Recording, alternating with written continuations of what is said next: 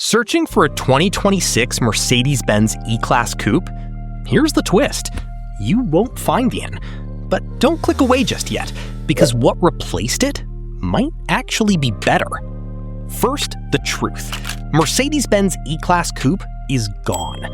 The final models rolled off the line in 2023, marking the end of both the coupe and cabriolet versions.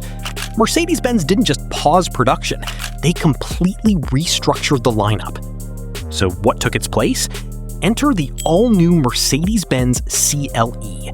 This sleek two-door is essentially a fusion of the old C-Class Coupe and E-Class Coupe, designed to simplify things while still delivering luxury and performance. If you're shopping in 2026 for a stylish Mercedes coupe, this is your only real option. And it's not a bad one. The CLE 300 4MATIC starts at around $57,000 and produces 255 horsepower, hitting 0 to 100 in about 6.2 seconds. Want more punch?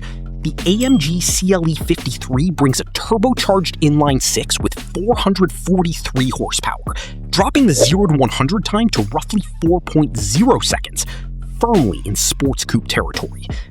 Meanwhile, the Mercedes-Benz E-Class lives on into 2026, but strictly as a sedan or wagon. No coupe, no convertible. The 2026 E-Class Coupe doesn't exist, but the CLE Coupe steps in as a modern, more powerful successor, arguably making the loss a little easier to accept.